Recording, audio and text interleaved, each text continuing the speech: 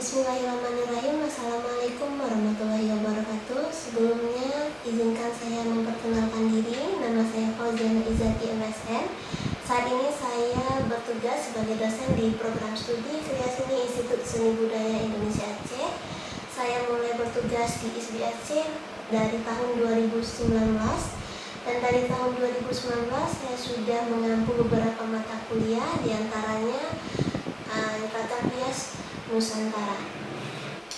Baiklah, izinkan saya pada kesempatan kali ini untuk menjelaskan salah satu mata kuliah yang saya ampu, yaitu mata kuliah Ragam Hias Nusantara.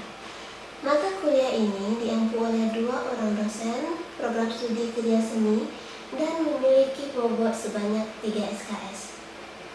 Mata kuliah ini diajarkan pada mahasiswa semester 1. Mata kuliah ini merupakan mata kuliah teori praktek. Adapun deskripsi singkat dari mata kuliah ini antara lain pengenalan berbagai macam ragam hias Nusantara, meliputi motif, struktur, gayanya agar memperoleh kemampuan dan pengembangannya, serta mahasiswa mampu membuat karya seni kriya yang bersumber dari ornamen ataupun ragam hias yang ada di Nusantara. Selanjutnya, capaian pembelajaran lulusan dari mata kuliah ini antara lain: yang pertama, mahasiswa mampu mengetahui atau menguasai pengetahuan tentang kriya tradisi dan inovasi karya. Yang kedua, mahasiswa mampu dan memahami mengenai ragam hias sebagai sumber pengetahuan dan kreativitas seni. Yang ketiga, mahasiswa mampu membuat rancangan gambar, ornamen, ataupun ragam hias. Yang terakhir, mahasiswa mampu membuat inovasi karya bersumber dari ragam hias Nusantara dengan berbagai media. Sedangkan capaian dari pembelajaran mata kuliah Ragam Hias Nusantara ini, yang pertama, mahasiswa memahami dan mengetahui ragam hias yang ada di Nusantara. Selanjutnya, mahasiswa bisa menerapkan ragam hias Nusantara pada benda-benda yang memiliki nilai estetika dan fungsional. Adapun estimasi waktu perkuliahan pada mata kuliah Ragam Hias Nusantara ini sebanyak 150 menit secara tatap muka. Selanjutnya, bahan kajian atau bahan materi pembelajaran pada mata kuliah Ragam Hias Nusantara ini, yang pertama, mahasiswa mampu mengenal dan membuat ragam hias yang ada di Nusantara menggunakan teknik seperti arsiran, pointilis, gradasi warna. Dan yang kedua, mahasiswa mampu untuk menerapkan ragam hias tersebut di benda-benda kriya. Selanjutnya kita masuk kepada metode yang digunakan pada pembelajaran mata kuliah Ragam Hias Nusantara ini. Yang pertama, metode ceramah, di mana dosen memberikan materi mengenai ragam hias yang ada di Nusantara dengan menggunakan PowerPoint atau slide. Yang kedua, adanya diskusi, di mana di sini mahasiswa dituntut untuk lebih aktif agar perkuliahan atau suasana perkuliahan menjadi semakin hidup. Dan yang terakhir, yaitu adanya project based learning, di mana mahasiswa mampu membuat beberapa karya yang bersumber dari ragam hias yang ada di Nusantara dan nantinya akan dipamerkan di pameran akhir semester. Selanjutnya, pengalaman belajar yang didapat mahasiswa pada mata kuliah ini antara lain adanya kontrak perkuliahan yang disepakati oleh dosen dan mahasiswa pada awal perkuliahan. Selanjutnya, dosen memberikan rancangan pembelajaran semester atau RPS yang dibagikan di awal perkuliahan juga.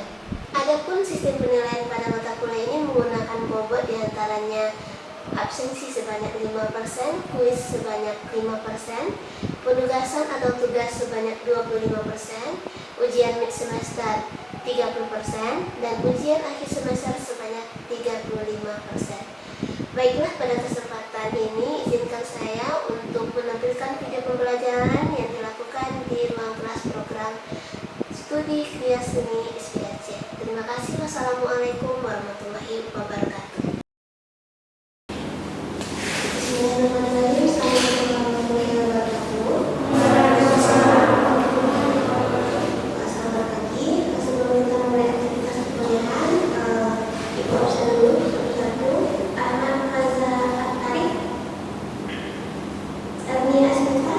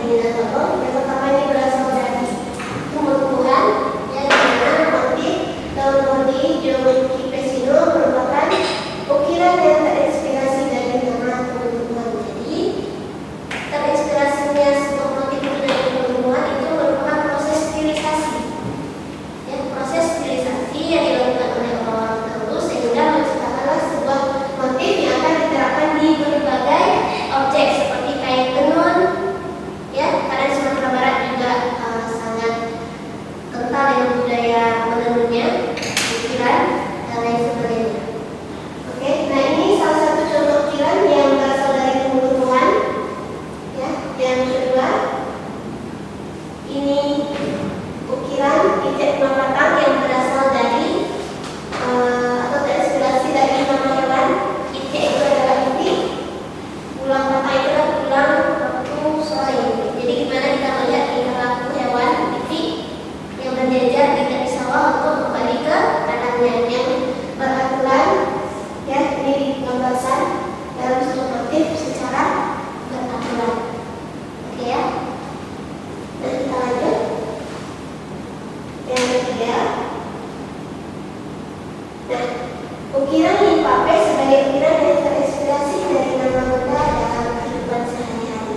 Limpape ini biasa disebut dengan nama gunung ganong.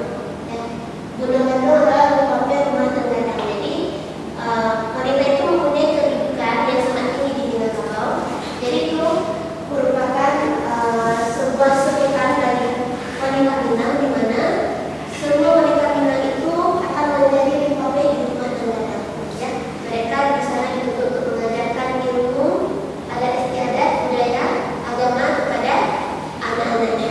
Seperti itu. Maka terciptalah motif yang terinspirasi dari limpape atau gunung ganong yang ada di Sumatera Barat. Lanjut. Ini ketika sudah diukir dan diterapkan di rumah gadang, maka menjadi seperti ini. Ya, menjadi seperti ini. Jadi penerapan ini terdapat di dinding rumah gadang.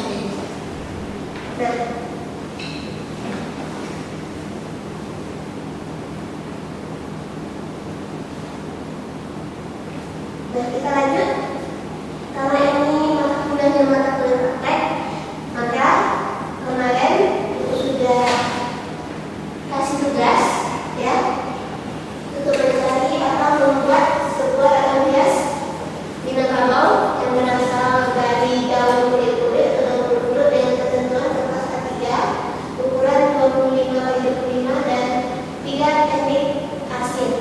Nah, untuk teknik arsir,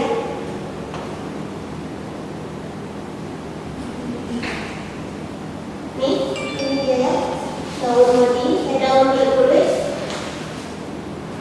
Nah, untuk hari ini kita masuk kepada proses teknik arsir, karena kemarin sudah tugaskan untuk mencari motif daun kulit-kulit dan dipindahkan ke kertas A3 dengan ukuran 25x25.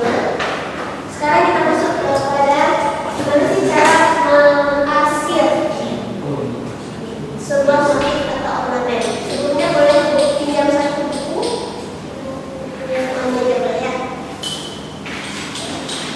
Ibu akan menjelaskan gimana yang pertama teknik hatching itu seperti apa, teknik cross hatching dan teknik circles, ya. Ada yang punya beda? Oke. Nah, sebelumnya ada yang tahu nggak teknik hatching itu apa? Ada yang pernah bikin kalian menggunakan teknik hatching? Jadi gini itu apa? Hatching. Berarti garis lurus. Kalau teknik cross hatching Menyamping. Ya, begini ya. Arsir. Ya, arsir dan terus kita pikat dengan arsiran menyamping. Kalau teknik circles Bulat ya. bulat-bulat. Oke, karena kebanyakan ini adalah tadi kebanyakan dari sini ya kan. Nah, sebelum kita masuk dalam proses pengerjaan arsiran di motif yang telah kita buat, kita masuk kepada teknik hatching. Ya, teknik hatching. Jadi teknik hatching itu adalah teknik mengarsir secara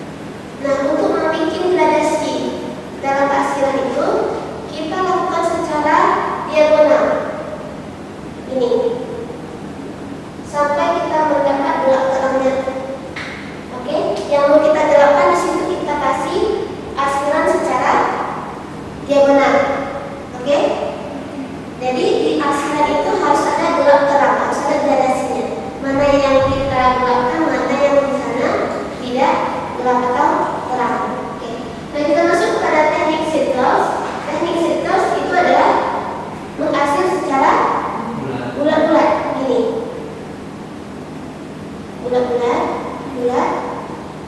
Bagian yang ingin kita gelapkan itu diberi tekanan, bisa di samping ini. Nah, ini gelap. Nah, di sini agak kita kurangi tekanan dalam penggunaan pensil agar tercapai gelap terang, mana yang gelap, mana yang terang, seperti itu. Oke ya. Nah, untuk tugas prakteknya, daun kulit-kulit tadi sudah dipindahkan ke fasa 3. Oke. Kita lanjut kepada teknik arsir. Yang akan kita pakai adalah teknik arsiran hatching. Pensil yang akan kita gunakan adalah pensil HB, 3B, 6B. Cukup 3 pensil saja. Oke ya. Oke, untuk yang belum siap dipindahkan ke fasa 3, silahkan dipindahkan ke tas A3 dulu. Nanti sembari ikut jalan-jalan untuk mengoreksi hasil dari. Dibulatin dulu. Nah, kita pakai teknik kecil kayak gini, nggak usah dibulatin, garis lurus saja. Ikuti pola ini. 6B. 6B, ini di sini fasa B.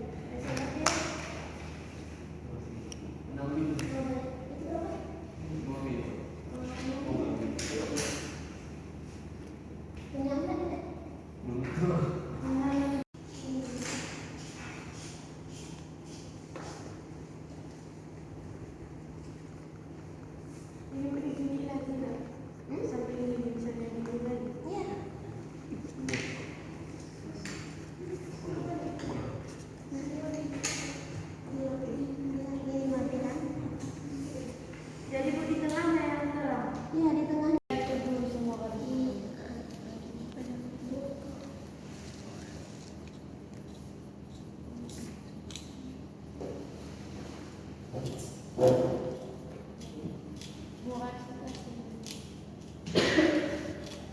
Terlalu tekanan itu jangan terlalu kuat.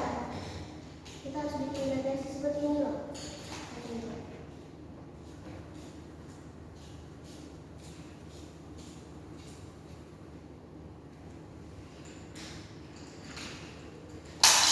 Nampak dia kan perbedaannya.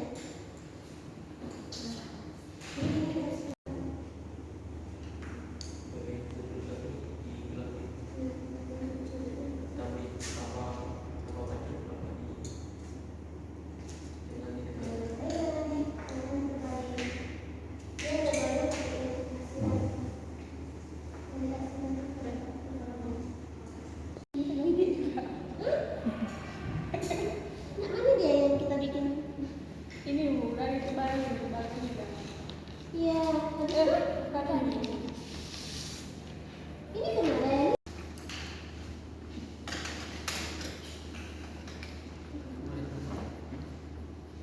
Bu, Bentar ya.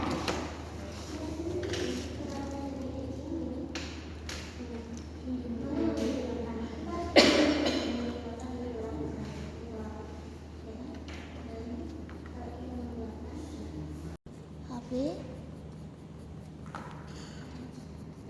baru ditimpa bu. Ini kan udah seperti ini. Kita bikin asiran halus-halus dulu, nggak usah tebal-tebal. Mana yang mau kita gelapkan? Kita pakai pensil yang 6B. Ini yang harus kita gelapkan kan, ujung-ujung.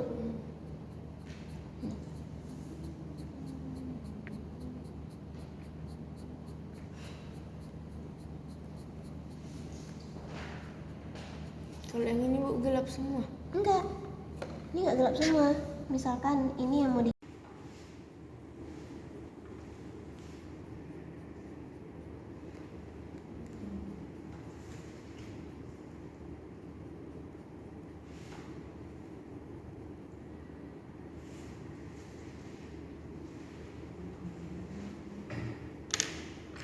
Kita tebalkan menggunakan pensil. Perhatian, oke. Karena jam sudah menunjukkan jam 11.30, berarti untuk kemudian kita hari ini sampai di sini. Minggu depan kita masuk kepada materi ragam hias yang ada di wilayah Jawa, khususnya Jawa Tengah. Jadi kita akan